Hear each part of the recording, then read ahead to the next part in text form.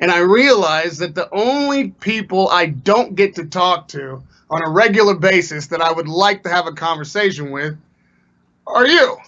No matter what country you're in, what language you speak, you know what's happening, and you're doing what I'm doing. You're hunkered down. You're stuck with somebody, even if that somebody is yourself. So what I want to know, first and foremost, is how are you managing? It is the only saving grace that I'm not in London right now with your terrible, terrible fox epidemic.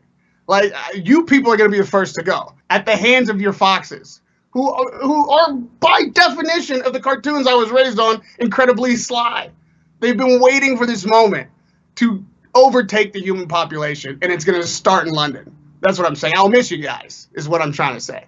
The rabbits are bold now. There's wild dogs walking in the streets of Hollywood. There are birds like landing on top of my computer looking at me as though I'm intruding on their turf. 2 days into self-isolation, I told my wife I want a divorce in a heartbeat. I regretted that instantly. All good now, though. All right, your wife's a saint. First, you wanted a divorce. At some point, she probably wanted to kill you. You guys got over the hurdle of domestic violence, and now you're probably going to have a stronger marriage than you would have ever had before. When the purge starts, who are you killing first? Okay. Okay, first of all, there's no purge.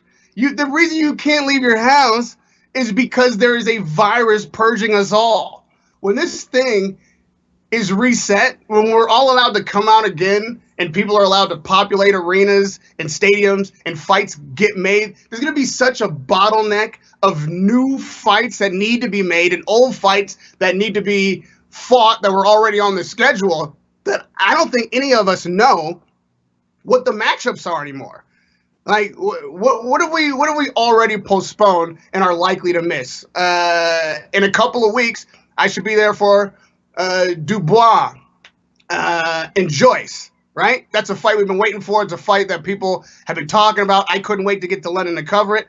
Does that fight automatically happen now when this whole virus thing is over? When does it happen? Are both of these fighters going to wait and stay in condition and be ready to go at the drop of a hat? I don't think so. I'm worried about fights as far out as Wilder Fury 3. Who knows when these fights are going to happen? I think the whole thing is wiped clean and reset. Are we going to see Canelo Saunders immediately when this thing lifts? What if this thing takes 6 more months to lift? There's no contracts can be enforced anymore. Like, this is madness. So Bobby Dream says, "Hey Radio, what's good? It's the Dream. Do you think Chisora is gonna get to Usyk? I'm really looking forward to the Chisora fight." You can't know how much I was looking forward to the Chisora fight against Usyk. To be fair, the fights I'm gonna miss because they're postponed and hopefully not canceled are the ones that are going to be in the UK. Of the fights that were slated to happen, they were either UK fights by location or involving UK boxers. So I got to tip my hat in 2019 to the United Kingdom boxing community on the whole, because I'm sure many of you who have been talking to me and listening to me for some time now remember maybe 3 years ago or 4 and 3, I was talking to Eddie Hearn on a regular basis about his intention to, air quotes, take over America. And we were debating as to which pawn had the best fighters and where you had to make it. And did it matter if you made it in America, and how many British champions they had and how many American champions we had. And I laughed at him. I laughed at him, at his idea that the British fight community would take over boxing. And at the same time, it wasn't a nationalistic thing. I wasn't like, well, the American boxing community owns boxing outright either. But the idea that it would be this weighted on the British side, I did not foresee. Right now, you gotta give it to the UK. They are the home of boxing. Artie says, "I love your tribute on Roger Mayweather on Twitter." Yeah. You know, it's an odd thing at a time like this when we're all hunkered down with hopefully our loved ones or soon to be loved ones, because even people you might have just kind of liked at the beginning. I think this is going to go on longer than any of us anticipate. I don't expect to see any of you in person in 2 weeks, unfortunately. But I do think that you're going to get a greater appreciation for the humans that we take for granted in our lives and that are be present on a day-to-day basis. I think what is coming will require that we band together.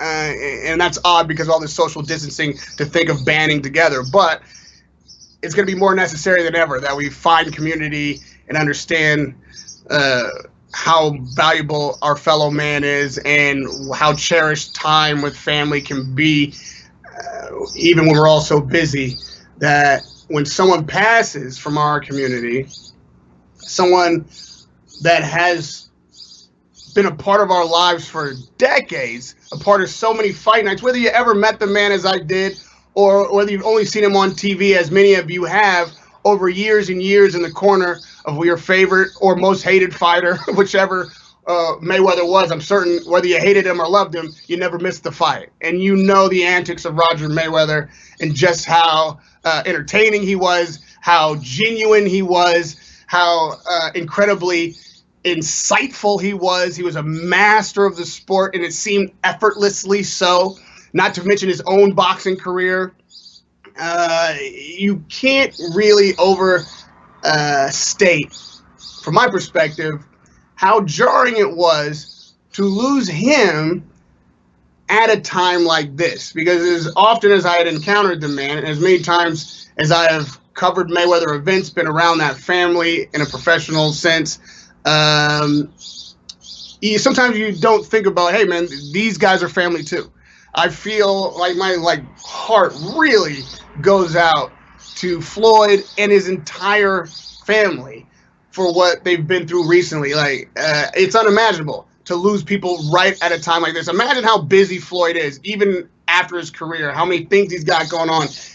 I'm assuming that he's mortal like the rest of us and concerned about his family like the rest of us. And this time probably could have been spent hunkered down with his uncle, with his children, the mother of his children at times, and to lose that opportunity just when you may be learning to appreciate it the most has got to be a hardship that none of us who didn't experience it could appreciate. So all you can do at this time is really appreciate the time you did have with these people who we may lose and people who we've already lost during this tough time. And you would be remiss if going forward you didn't appreciate the people in your life a little bit more, knowing that people are losing those that were in their lives, because the world doesn't stop turning. We might stop going out and being a part of it, but everybody is still having to live with all the other things happening in their life that have nothing to do with this virus or quarantines or lockdowns or boxing even.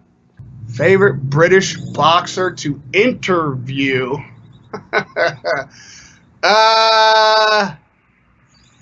Dad, probably Derek Chisora. Probably Derek Chisora. Not because he's a great interview, but because he's a tough one. And you never know what he's going to say. And just about, I would say, if not every time I talk to this guy, he says something I don't expect, and he makes me laugh. And he's a guy I think that is genuine in the way he puts himself forward. He's an odd bird. He's an odd bird, to be sure. And I have a fun time with him. And it's a difficult interview. Sometimes he feels like talking, sometimes he doesn't. But he's never rude about it. You know what I mean? Even when I know he doesn't want to talk or he's irritated that he has to stand there with me, even though I would consider him a decent friend, he doesn't care. It's just whatever mood he's in, that's what you're going to get. And me trying to pull out of him something that makes sense, and then me getting from him whatever it is that he has to offer, which might on its face make no sense at all until I talk to him 4 questions down the line and get what he means. It's a fun time. Sometimes the toughest interviews are the most fun. He's a tough one, but he's a fun one. What I'm curious about is how some of you became such big boxing fans. Like, the fact that you're even spending even as much time as we all have on our hands is the fact that you're spending this much time with me out of your day says a lot, because what you mainly know me from is the sport, and that to me speaks to what a community we have. There's a lot of comments that we didn't get to, but we'll do it again, and I'll still read them over after the fact. Anybody who's watched the Joe Rogan podcast knows I read all these comments, even though everybody tells me not to. I do it anyway, and that's because your voice is the most important one.